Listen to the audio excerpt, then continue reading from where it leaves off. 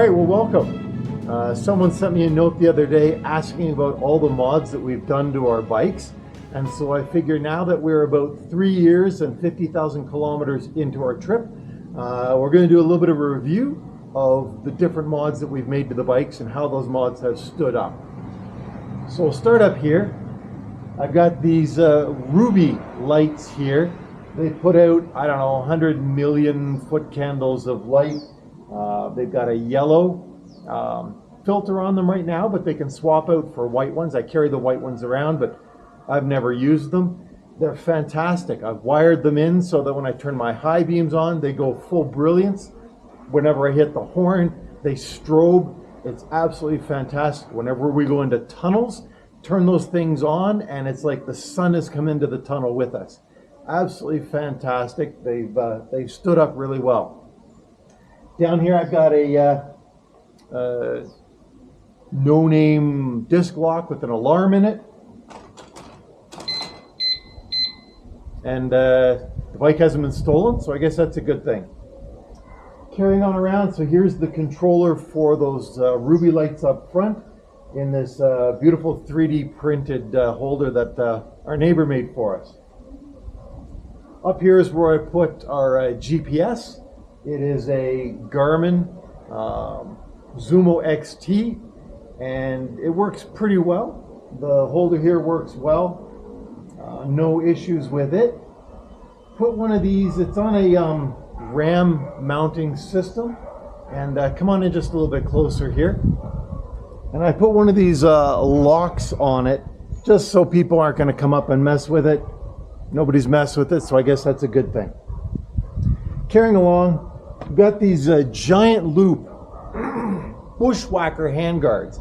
They're just a thin piece of, I'm not sure what it is, plastic or ABS or some such material that's malleable, wraps around the hand things. Handguards. Handguards, the handlebars, yeah, whatever those things are called. Very technical term. Love them. They're fantastic. They give you extra shelter against wind and rain and whatnot. Big downside is Giant Loop doesn't make them anymore. I guess on the plus side, I could use these if these ever wear out and make new ones out of cheap cutting boards out of the dollar store. Underneath those, I've got Barkbuster handguards, and those work. The bike's been down a few times, and they've been scraped up instead of anything else. Carrying on, we've got Quadlock here with the vibration dampener.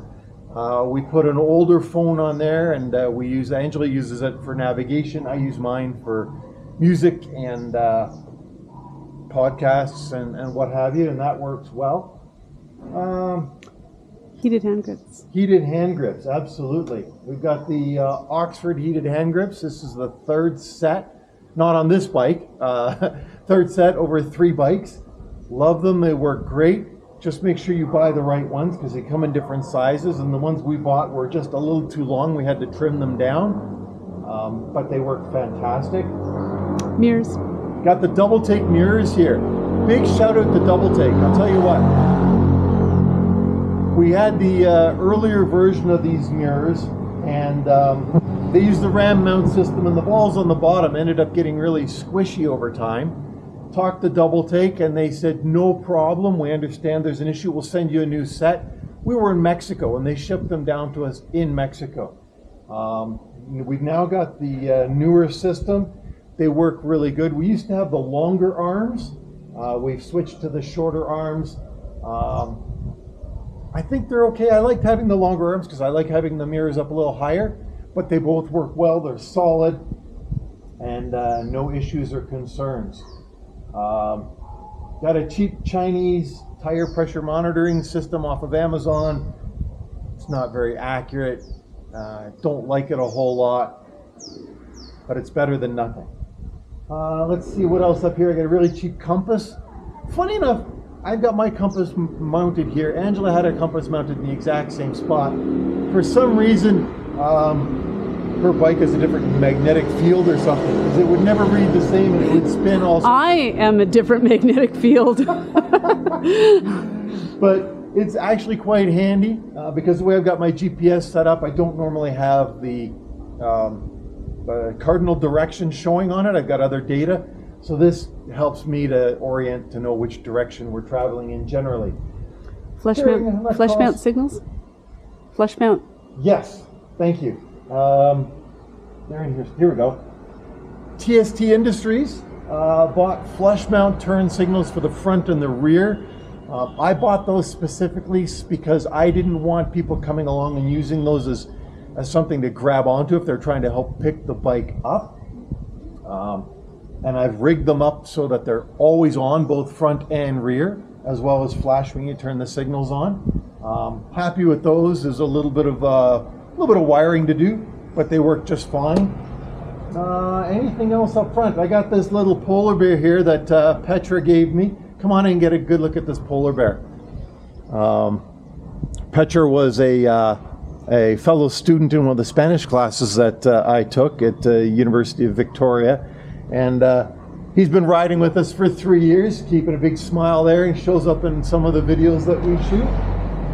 Carrying on back, I got this Mosko Moto tank bag. Yeah. They were brand new. We saw them at Overland Expo Pacific Northwest in 2022, their inaugural year. And they were so new that when we bought them, they didn't even have the rain covers made for them. Love these things because they carry a 1.5 liter water bladder. So as you're riding down the road, you just pull the hose off and drink as you're going. It's really convenient that way. There's 18,000 pockets in here. Honestly, I use 2 of them. And so I think if they were to simplify that whole system, they could cut down a bit on the cost. They don't make this colorway anymore. Come on in here and take a look at this. This is funny. This has been on the bike for 3 years, and you can see the color fade that has happened here. The buckles here are really faded as well. They haven't cracked or broken yet, so that's a good thing. It's gotten ugly, but it keeps working. One of the things I do use this for is, aside from water, where I keep my heated shirt controller. Not only do we have heated hand grips, but I can take this, plug it into a wire that's sticking out underneath the seat, and I can control the temperature for the heated shirt.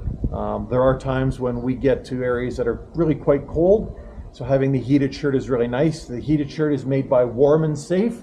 It's not a heated jacket, it's actually a next to skin shirt. And I find I prefer that over a heated jacket. It doesn't take as much power to get you the same amount of heat. So that's great.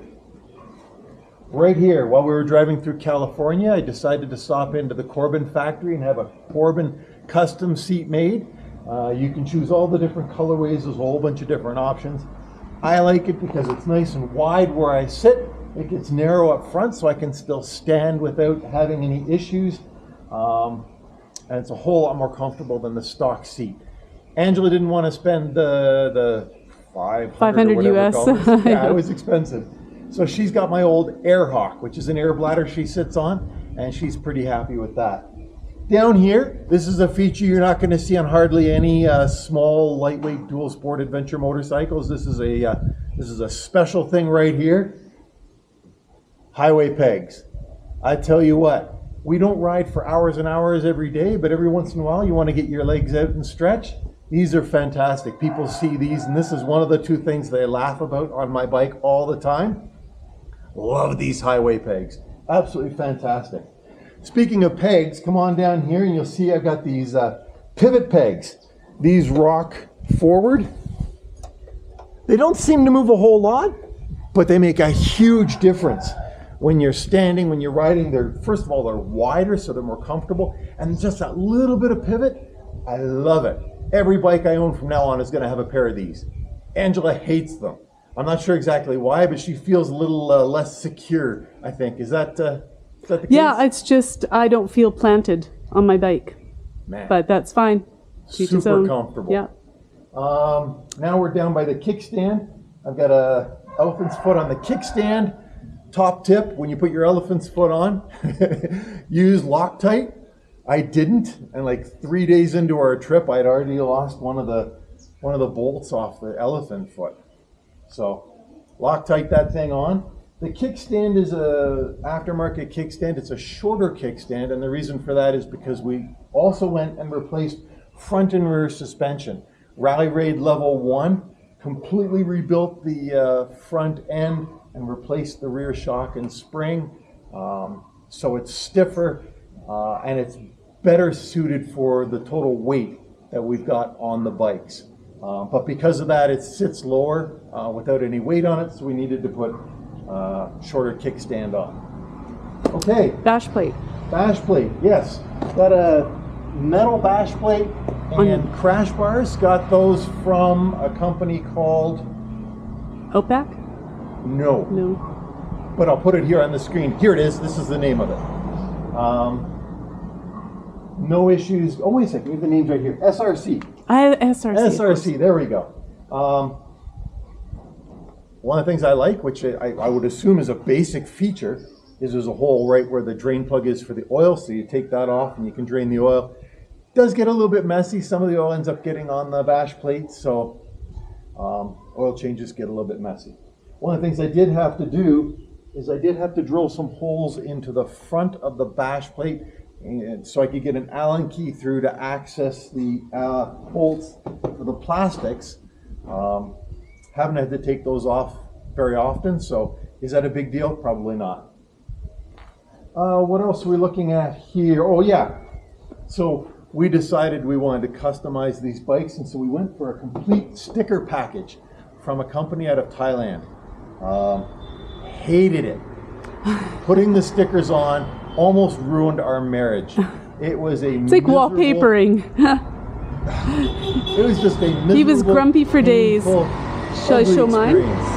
Yeah, we'll take a look at Angela's here just for contrast. She got a slightly different sticker package, but she was happy with hers. She's got the little black and white camel pattern on hers.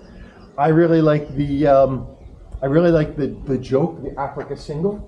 So that's what I've got here. Everyone looks at it and they immediately think Africa twin, but no, it's the Africa single. And of course you see a bunch of other stickers on here.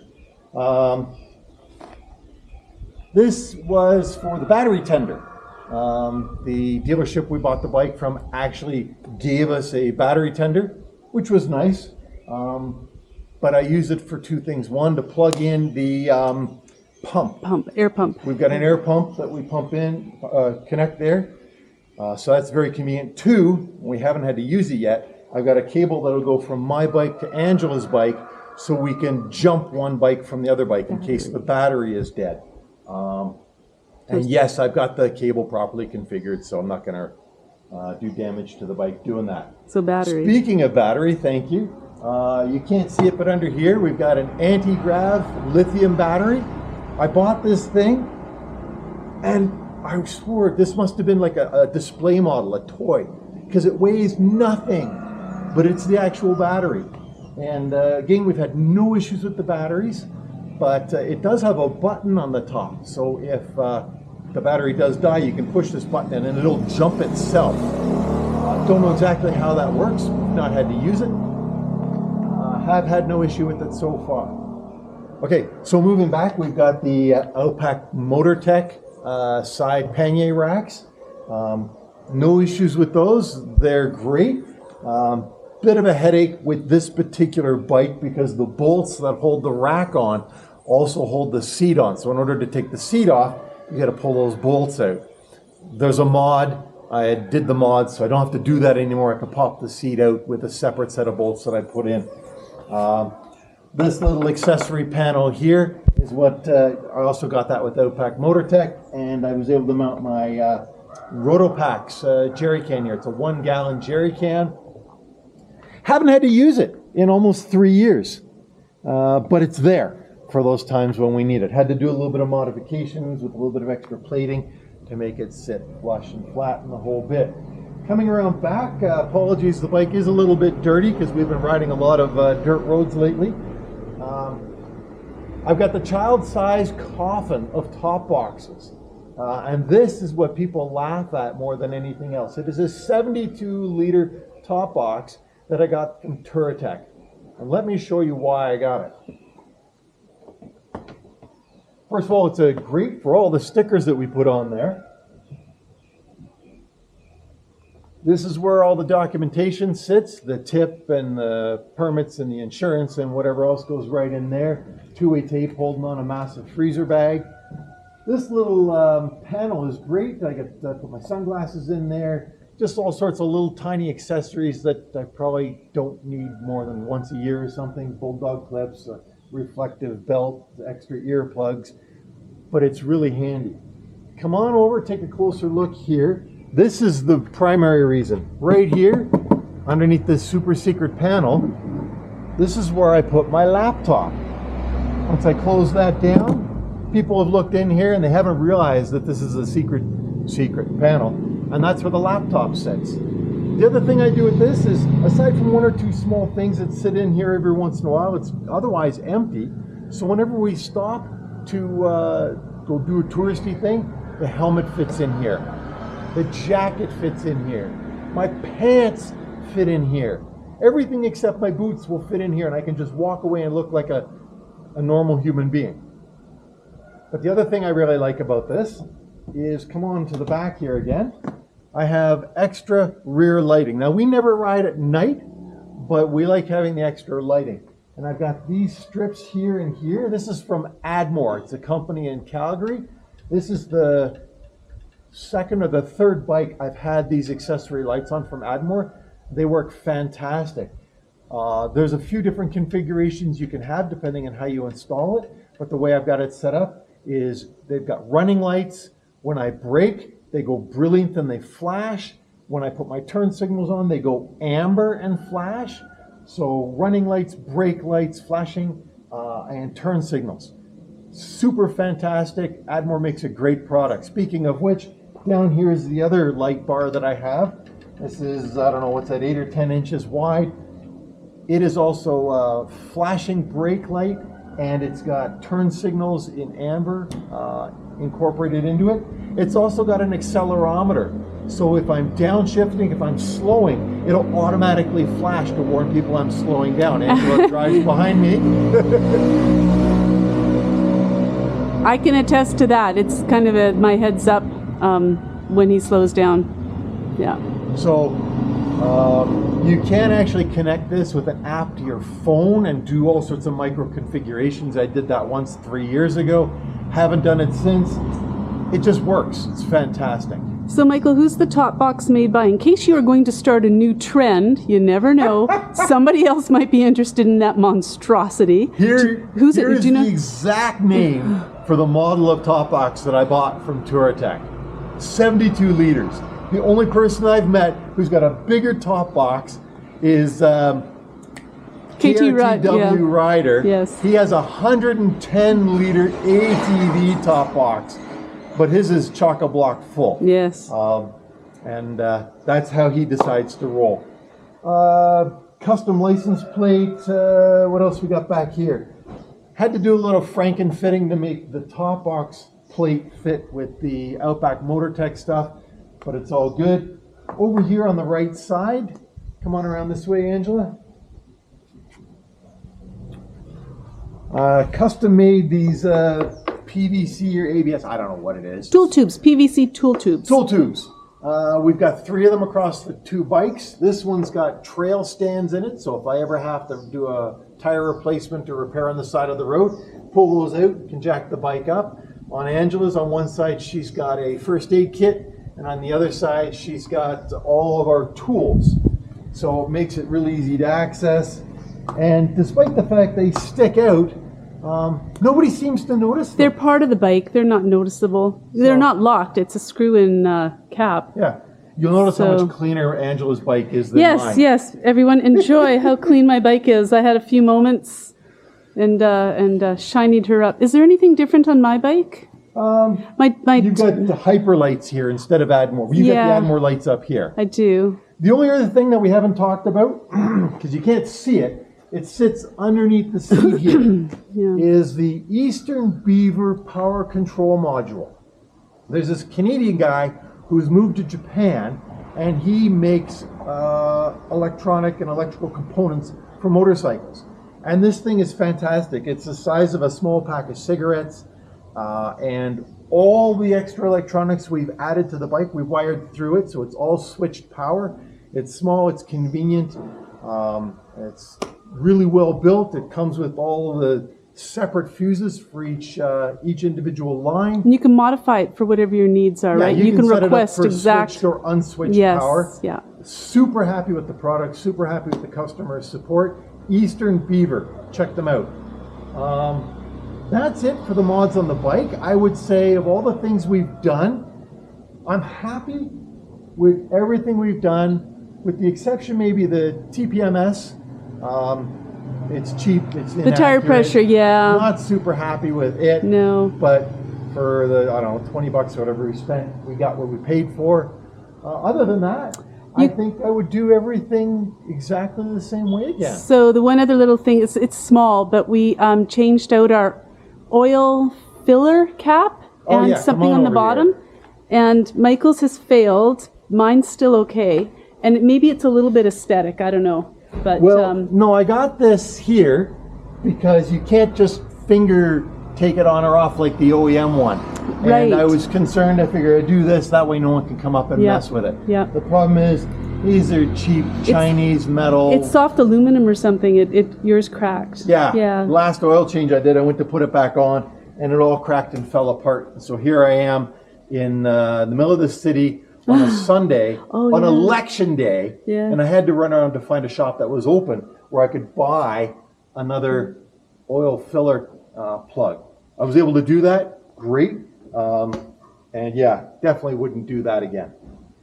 So here, let me take the camera from you, Angela, and you tell me what you think about the bike overall. We've talked about all the mods. I wanted to just speak to the Honda CRF 300L Rally motorcycles that we got. They're 2022s. So pretty early on when they started to develop this bike and put it out to the market to see if this is really what the market wanted, we had to go through a process to determine that this was the right size bike. We were committing ourselves long term. It wasn't just, to go ride the gravel roads on our island. So after almost 50,000 kilometers, 3 years of riding in other countries as well, it is still the right bike. I would still choose this motorcycle again for what we're doing. We're riding the Americas. The roads aren't like in Canada where most of it, can be paved if you want it to be. Here, you don't always have a choice. You have to ride off-road. You have to ride in mud. You have to ride over riverbeds. So big picture is really happy with the bike. The suspension is crap. Like everybody said it would be. I tried to ride it out for a year. That did not work out for me. So, and I'm like 140 pounds, and with all the gear, you still need to change it out. So for the guys that want to ride this bike, don't even think twice about changing your suspension. But now that you've changed the suspension. Now that I've changed the suspension, the bike in general is fantastic. It's got enough power. I call it my little tractor, because when I've got the difficult stuff to ride through, it just does it. It just knows what I want, it seems, and it does it. We did swap out the tires really early. It came with 50/50s, I think, 50/50 on-road, off-road. So we swapped those out. But other than that, I still recommend this bike. I don't know what it's like now for the 2026, 2027 version, or what they've changed, because I haven't looked into it. But the version that we got has totally met our needs. And my needs. Michael, I don't know how you feel about it. Do you think it's underpowered for what we're doing? So the one modification that we made is we tried to get a few extra horsepower out of the bike by making a small modification. What's the modification called, Michael? Thank you. That's the one I forgot. It was the engine control module. We bought an aftermarket engine control module. So that was one thing that we did, and I think we got 2 or 3 horsepower extra, because the bike comes with, I think, a whopping 26 horsepower or something. So a lot of people will think it's underpowered. But for where we are, it's fine. For me, it's fine. Michael has to gear down and pedal faster on the hills. He's carrying an extra 100 pounds than I am. I'm about 60 pounds heavier than you, with total his up, gear and his body weight. It's probably 100, but anyway, it's just... so people will say, oh, the bike's underpowered, but I don't think so. As a percentage, how often are we in a situation where we could go faster than 80 kilometers an hour? Very rarely. As far as like a daily ride, That might happen, 10% of the day's ride, maybe if we're on and off a highway. But for the most part, it's just all topes, it's potholes, it's dogs, it's cows, it's everything. So this is the right bike for what we're doing, and my intention is to ride it until it breaks, basically. Like, I'll just keep riding it no matter what country we get into, because I'm enjoying it. And just to be clear, we can still do over 100 kilometers an hour on flat ground. Yes, we can do 100 kilometers an hour on the highway fleet if that's what's called for. Yeah. Cool. All right. So there you go. So there you have it. That is the review of our bikes and the work that we've put into them, the mods. And yeah, we're super happy both with the mods and with the bikes themselves. And we look forward to getting a lot more mileage out of them. Stay tuned. Talk to you soon.